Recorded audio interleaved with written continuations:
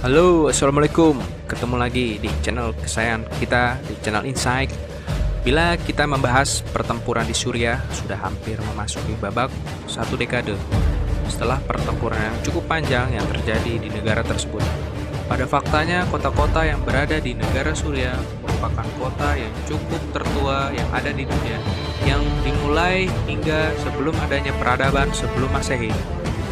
Tapi bila kita lihat kondisi saat ini, seluruh kota-kota bersejarah tersebut yang ada di Suriah telah hancur porak-poranda, di mana hampir 2/3 penduduk warga Suriah di kota-kota tersebut mengungsi untuk menyelamatkan diri, mencari perlindungan terhadap pertempuran yang selalu terjadi di sana. Sebenarnya sih apa yang menyebabkan konflik berkepanjangan di sana? Bila kita sedikit bercerita ke belakang, kerusuhan yang terjadi di Suriah diawali karena adanya gerakan protes pro-demokrasi yang tidak sesuai terhadap sistem pemerintahan diktator di sana. Gelombang protes tersebut tidak sesuai dengan harapan, justru malah semakin meningkatkan eskalasi pertikaian yang ada di sana. Tujuan dari para demonstran rakyat di Suriah yakni menginginkan adanya suatu reformasi bentuk pemerintahan, serta adanya konflik agama dan juga etnis perang saudara yang terjadi di sana, ditambah kompleksitas kepentingan pihak asing membuat pertempuran di Suriah menjadi arena bermain proxy war bagi kepentingan oknum-oknum negara tertentu. Di sini kita akan membahas siapa dan apa sih mereka yang mereka hadapi dan mereka lawan, untuk apa sih mereka memperebutkan kepentingan yang ada di sana.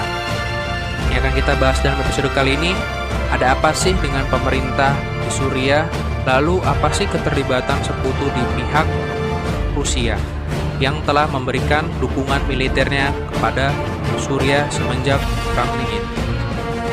Untuk itu kita opening dulu.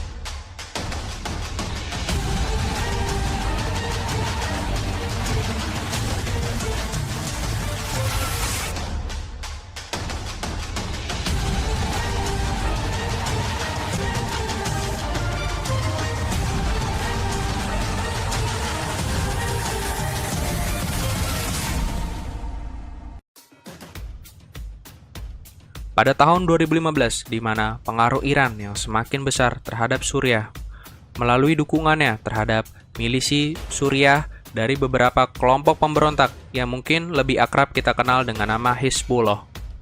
Kelompok pemberontak ini terkenal dengan cukup kejam dengan menggunakan senjata kimia serta serangan udara untuk menebar teror serta ketakutan di lingkungan masyarakat di Suriah. Tujuan dari kelompok ini tidak lain untuk menyingkirkan pesaing kelompok pemberontak yang lain yang tidak sepihak dengannya, serta juga berusaha menekan kepada pihak pemerintah Suriah itu sendiri. Oh ya, sekedar info, jadi memang banyak ya beberapa kelompok pemberontak yang mempunyai ideologi masing-masing, jadinya agak cukup rumit bila kita membahas permasalahan di Suriah ini.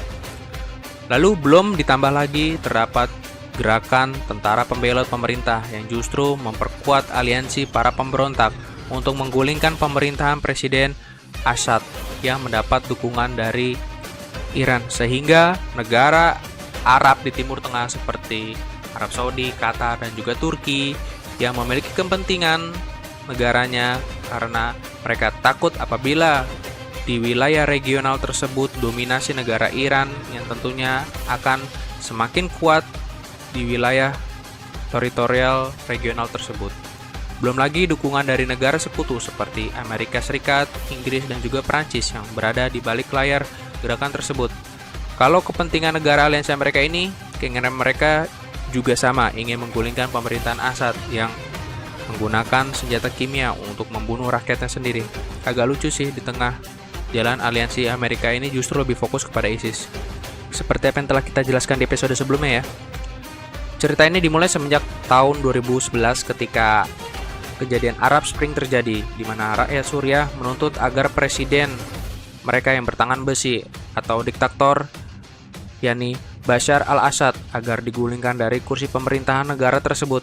Ya, pada awalnya demonstrasinya berjalan cukup damai, namun karena kerap terjadi kekerasan selama aksi demo tersebut, di mana para demonstran banyak ditembaki oleh penjaga keamanan di Suriah. Kemudian cerita berubah semenjak Juli 2011, justru para demonstran mulai menyerang balik dengan cara menembak ke tentara penjaga Suriah tersebut. Sehingga akhirnya demonstrasi tersebut berubah menjadi perang sipil yang awalnya hanya pemberontakan biasa sih. Kemudian para pemberontak di wilayah Timur Tengah mengetahui kondisi di Suriah mulai tertarik dan juga bergabung dengan para pemberontak. Nah, ini mulai ada beberapa kepentingan lain yang dimana para pihak pemberontak tuh sebenarnya hanya ingin mencari nama juga, ya naikin pamor lah kira-kira. Yang bikin aneh, Presiden Assad itu justru malah membebaskan banyak tawanan jihadis hanya untuk menambah kekacauan terhadap gerakan pemberontak tersebut. Sebenarnya sih alasan si Assad untuk menghambat kepentingan negara-negara lain terhadap upaya demonstrasi yang tadi yang sudah cukup kacau di negaranya tersebut.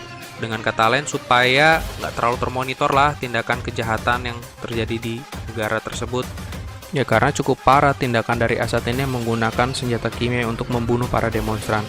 Kemudian, Januari 2012, kelompok pemberontak Al-Qaeda membentuk cabang organisasi yang baru di Suriah yang bernama Jabhat al-Ansura, sehingga memicu kelompok suku Kurdi yang sudah lama mencari otonomi dari pemerintah pusat justru malah terpicu untuk angkat senjata menambah gerakan pemberontak yang lain di sana.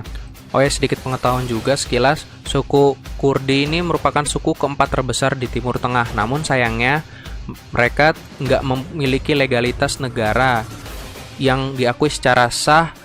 Namun suku tersebut banyak tersebar di wilayah seperti Turki, Suriah, Iran, dan juga Armenia. Namun karena jumlahnya yang agak sedikit minoritas di beberapa wilayah negara tersebut, makanya mereka tidak mempunyai suatu negara yang sah.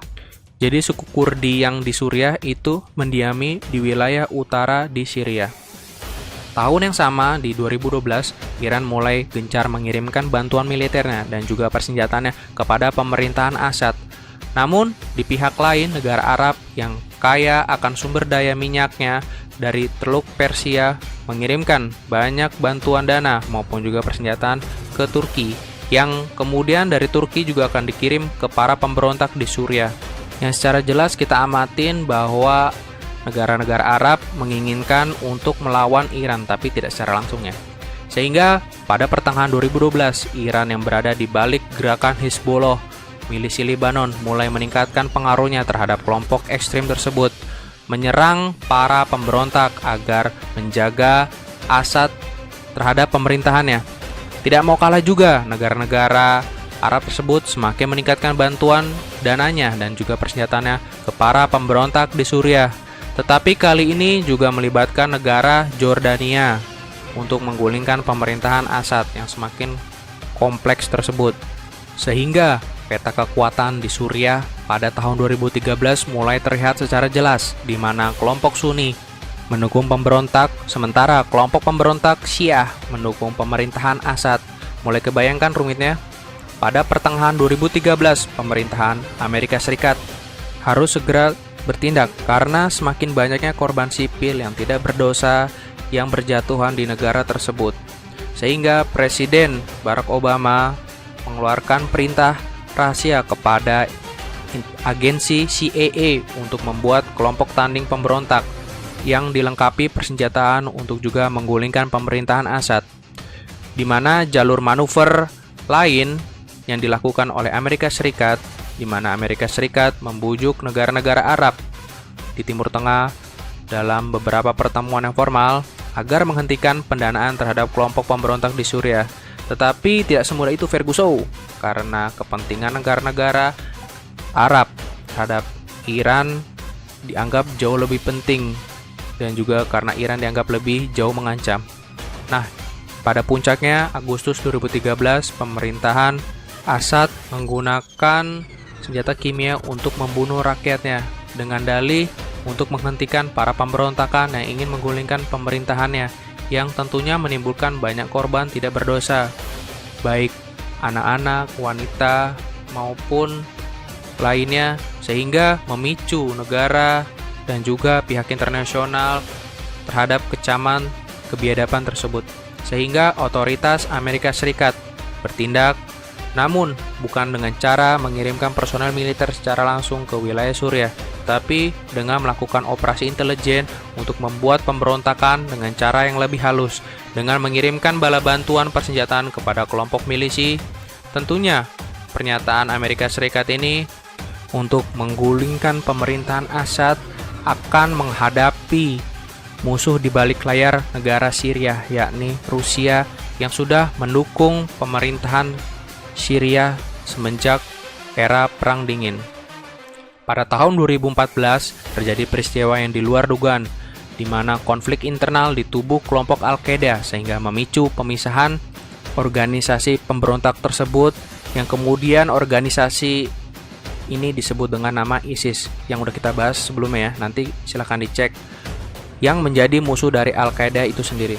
Tujuan dari ISIS bukan untuk menggulingkan pemerintahan Assad seperti yang dilakukan oleh beberapa pemberontak yang lain, namun berfokus pada perluasan daerah teritorial kekuasaan, memicu konflik dengan kelompok pemberontakan yang lain, dan juga kelompok suku Kurdi, yang tujuan dari organisasi ISIS ini hanya ingin mendirikan sebuah negara berbentuk khalifah.